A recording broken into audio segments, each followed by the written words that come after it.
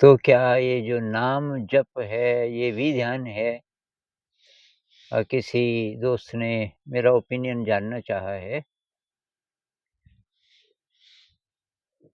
तो भई कोई भी ऐसी क्रिया जिससे मन थोड़ा शांत हो जाए, तो वो वैलिड है और सब अलग-अलग स्थितियों में हैं, इसलिए अलग-अलग विधियाँ सूट करती हैं। अब इसमें प्रॉब्लम तब होती है कि जब कोई ये कह दे कि बस नाम जप ही है जी असली विधि। या कोई दूसरा कह दे कि नाम जप बिल्कुल ध्यान नहीं है। जैसे जे कृष्णमूर्ति जी वो बोलते थे कि ये नाम जप ये थोड़ी है। कोई नाम बार लेते रहो, उसका कोई संबंध नहीं है ध्यान से। लेकिन कुछ और लोग हैं जिन्होंने इसका अनुभव भी किया है, वो कहते हैं कि नहीं, ये भी एक विधि है। तो मुझे ऐसा लगता है आपको करके देखना पड़ेगा। अपने साथ एक्सपेरिमेंट कीजिए। नाम जप मेरे ख़्याल से ज़्यादा सफल तब होगा जब उस नाम पे आपका विश्वास हो। मान लीजिए कि किसी देवता का नाम है, ओम नमः शिवाय है या सोहम है, तो वो जो शब्द हैं उसका जो मीनिंग है, उस पे आपका 100% विश्वास है। या कोई मान लीजिए राधा कृष्ण बोले या कुछ भी, तो उसपे विश्वास की बात है। विश्वास अगर है और आप बार उसी को बोल रहे हो पूरे विश्वास से, अच्छी फीलिंग से, तो उसका असर तो होगा। अब तो जो इसके विरुद्ध बोलते हैं, जैसे कृष्णमूर्ति जी, वो क्यों बोलते हैं? तो वो इसलिए बोलते हैं कि अगर डीप जाना है, डीप मेडिटेशन में अगर हम कहें कि भई जो समाधि की अवस्था है, वहाँ कोई शब्द नहीं है।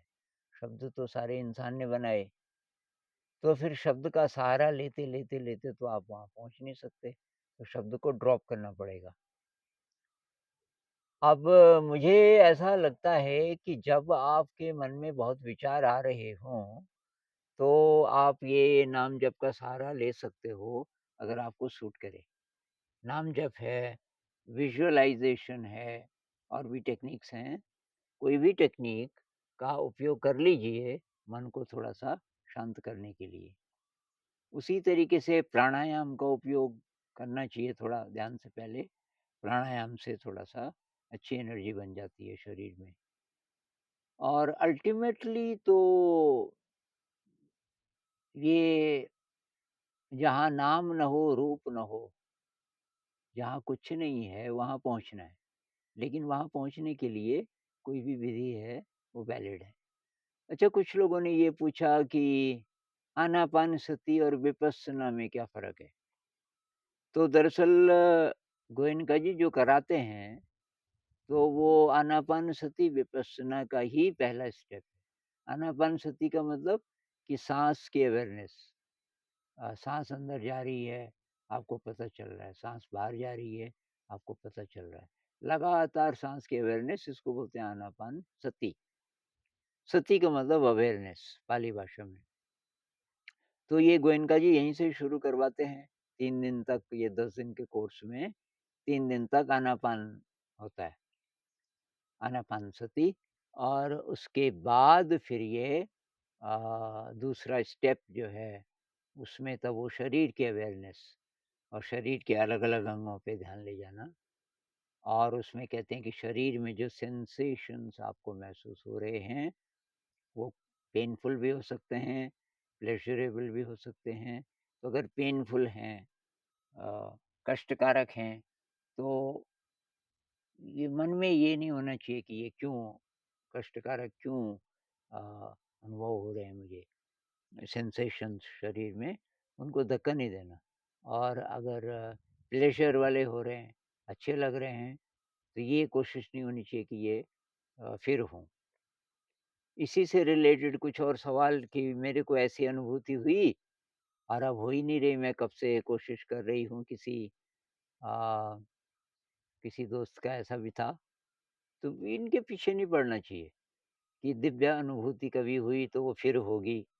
अनुभूति के पीछे मत पड़ो, इससे तो स्ट्रेस होगा आपको कि नहीं हो रही है, नहीं हो रही है, अनुभूति से मतलब नहीं। मतलब ये है हमारा मन शांत हो रहा है और हमारे अंदर अच्छी क्वालिटीज़ बढ़ रही हैं, दिव्य गुण बढ़ रहे हैं। दिव्य गुण क्या होते हैं? जैसे टॉलरेंस, पहले ज़रा-ज़रा बात में आपको गुस्सा आ जाता था, अभी थोड़ा-सा क्षमा भाव बढ़ गया। अब आप बोलते हो कोई बात नहीं यार, अ, किसी ने कुछ ऐसी बात बोल दी जो आपको बहुत खराब लगी। पहले आपको बहुत गुस्सा आ जाता था, लेकिन अभी आपको ज़्यादा गुस्सा नहीं आता। आप बोलते हो भई ये हर इंसान अलग-अलग होते हैं।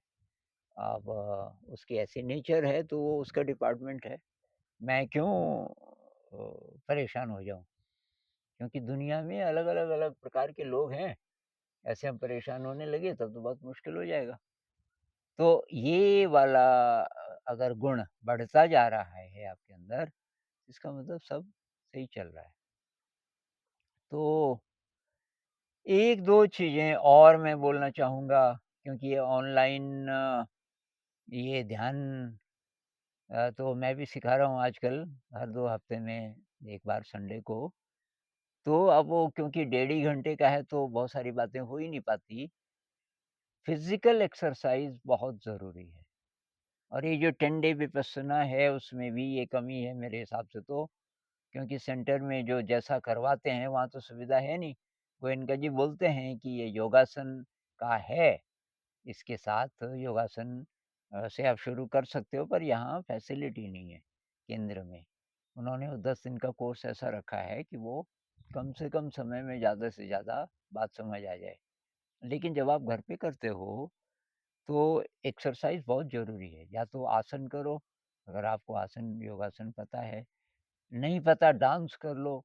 ये instrumental music, fast instrumental music, उसके साथ बॉडी मूवमेंट्स कर लो, थोड़ा विगरस एक्सरसाइज़ बहुत ज़रूरी है। एक एक प्राणायाम मेरे ख़्याल से बहुत ही ज़्यादा उपयोगी है। कोई ना कोई ब्रीथिंग एक्सरसाइज़ कर लो, ध्यान से पहले। और जो लोग जिन लोगों ने 10 दिन का वो ध्यान नहीं किया, जो अपने आप ट्राई कर रहे हैं, तो वही एक खाने में और ध्यान के समय में गैप बहुत ज़रूरी है। खाना आपका पच गया हो, ये बहुत ज़रूरी है। तो यानी कि खाने के 3 घंटे करीब बाद। तो ये सारी चीज़ों का ध्यान रखना पड़ेगा। पर ये जो नाम जप की बात आई, इससे रिलेटेड मुझे एक घटना याद आई। ये 10 दिन का ध्यान मैं कर रहा था और फिर आखिरी दिन एक दोस्त बन गया कोई, और उसने आग्रह किया कि आप हमारे घर चलिए। ये गुजरात की बात है। और वो अपने घर ले गया। तो सेंटर से 4 4 घंटे से ज़्यादा का सफ़र था बस से। अपने घर ले गया और फिर अब उस दिन तो शाम हो गई थी जाते-जाते। आराम-आराम से गए हम। और फिर अगली सुबह है वो ले गया मिलाने, एक बहुत विचित्र इंसान है कि, तो वो इंजीनियर था और उसने शहर से दूर, जहाँ खेत थे, दूर-दूर तक कोई दूसरा मकान नहीं था। वहाँ उसने ज़मीन ली, मेरे ख़्याल से होगी करीब 25-30 मीटर लंबी, 25-30 मीटर चौड़ी। वहाँ उसने एक तो छोटा-सा कमरा बनाया हुआ था, अटैच्ड बाथरूम वग़ैरह वाला, और एक पिरामिड बनाया हुआ था। और पिरामिड के अंदर बैठा था उस समय, वो भगवत गीता पढ़ रहा था। तो मेरा दोस्त गया तो वो थोड़ी देर बाद आ गए। तो हमसे थोड़ी देर बात हुई। कहने लगे, "भाई तुम्हारा मार्ग अलग है, मेरा अलग है। मैं तो चतुर्भुजी रूप देखना चाहता हूँ कृष्ण भगवान का, 4 भुजाओं वाला, बस मैं उसकी साधना कर रहा हूँ।" अब जो लोग इसमें विश्वास नहीं करते रूप में, वो बोलेंगे कि ये तो तुम्हारे मन का वहम है कि भई चतुर्भुजी रूप, लेकिन उस आदमी का पूरा विश्वास है। और वो कह रहा है मैं तो हर इंसान में, हर कदम पे, हर चीज़ में कृष्ण को देखता हूँ। मेरे लिए कि हर जगह, हर रूप कृष्ण है। मैं चलता हूँ तो हर कदम पे कृष्ण। वो कृष्ण, कृष्ण, कृष्ण, मन में मैं बोलूँ या ना बोलूँ, लेकिन कृष्णमय है सारा जगत। ऐसे कोई नाम का उपयोग करे, इतनी श्रद्धा हो, तो उसका असर तो होगा। और एक और अनुभव किसी का, कोई महिला थी मेरे ख़्याल से, वो कह रही थी कि मैं गैप बढ़ा देती हूँ। मान लीजिए कि कोई भी मंत्र होगा, पता नहीं कौन-सा था, मान लीजिए ओम नमः शिवाय, ओम नमः शिवाय, उसके बाद थोड़ा गैप होगा, उसके बाद आप फिर बोलोगे ओम नमः शिवाय, ऐसे ही होता है ना ये नाम जप में। तो वो कह रही कि मैंने गैप बढ़ाना शुरू किया। एक बार ओम नमः शिवाय बोला और उसको पूरा अपने शरीर में, अपने मन में मैं महसूस करती रही, फिर थोड़ी देर में फिर बोला। ऐसे गैप बढ़ाते-बढ़ाते कि अब मेरा 1-1 घंटे तक खाली रह जाता है। ओम नमः शिवाय मैंने बोला और अब 1 घंटे बाद बोल रही हूँ दूसरा ओम नमः शिवाय। तो उसने जिस तरीके से इसका उपयोग किया, वो जो गैप है 2 के बीच में, और वो कहती है वो गैप मैं तब तक रखती हूँ जब तक कि मन शांत है, मन में कोई विचार नहीं। मतलब 1 महीने 1 सॉरी 1 घंटे तक उसका मन खाली रह गया, ये तो बहुत बड़ी बात है। तो अलग-अलग प्रकार से सबसे बड़ी बात है किसी से प्रभावित नहीं होना। बहुत सारे लोग बहुत आसानी से कह देते हैं कि जी कुछ नहीं है, ये नाम जप कृष्णमूर्ति जी तो इसके खिलाफ हैं। अरे भाई कृष्णमूर्ति जी अलग इंसान हैं, आप अलग इंसान हो, आप अपने हिसाब से चलो। तो भाई मैं तो किसी से प्रभावित नहीं हुआ, मैं कृष्णमूर्ति जी के साथ तो रहा 41 दिन। ना तो मैं उनकी शिक्षा की बात से पूरा प्रभावित हुआ, क्योंकि वो बच्चों के साथ डायरेक्टली कभी उन्होंने ये काम ही नहीं किया पढ़ाने का, और बोलते रहे कि ये सारे विषय जो मेन स्ट्रीम है, जो मेन ये जो बोर्ड होते हैं, सीबीएसई जो भी बोर्ड होते हैं, उससे बच्चे पास करें, मेन स्ट्रीम में जाएँ, मतलब वो विषय पढ़ाओ। और कोई पूछे कि कैसे पढ़ाओ भाई? तो इस मामले में मैं टैगोर जी को मानता हूँ। टैगोर जी ने किताबें, टेक्स्ट बुक्स लिखी कक्षा 1 वालों के भी लिए, लेकिन मैं कृष्ण जी को बहुत बड़ा मतलब मास्टर मानता हूँ इस मामले में, स्पिरिचुअलिटी के मामले में उनका जो अनुभव है, बहुत कमाल का है। लेकिन वो जो बोलते हैं कि शरीर पे ध्यान मत लगाओ, साँस पे ध्यान मत लगाओ, इस बात से मैं डिसएग्री करता हूँ। कि भई उस समय तो मुझे पता नहीं था ख़ैर, लेकिन वो जो बोलते हैं विचार को देखो, विचार रुक जाता है, ये सबके साथ नहीं हो सकता। उसके लिए बहुत हाई एनर्जी चाहिए पहले। तो उसी प्रकार से गुरजेफ बोलते हैं। गुरजेफ बोलते हैं कि ना साँस और ना विचार, केवल शरीर। तो मैंने तो सबसे सीखा, लेकिन अपने प्रयोग किए। उसी तरह गोयनका जी जो 10 दिन में कराते हैं, तो उसमें ये चित्तानुपස්සना, धम्मानुपස්සना, इससे रिलेटेड कुछ कराते ही नहीं है। थोड़ा बहुत भूलते हैं पर कराते नहीं है। वो कहते हैं सेंसेशन देखो, उसी में सब हो जाएगा, क्योंकि कोई भी विचार आएगा तो सेंसेशन बनेगा। लेकिन दरअसल विचार को डायरेक्टली देखने की भी बात करते हैं बुद्ध तो, सत्यप्रधान सूत्र में। तो अपने हिसाब से चलिए, आपको जो सूट करे।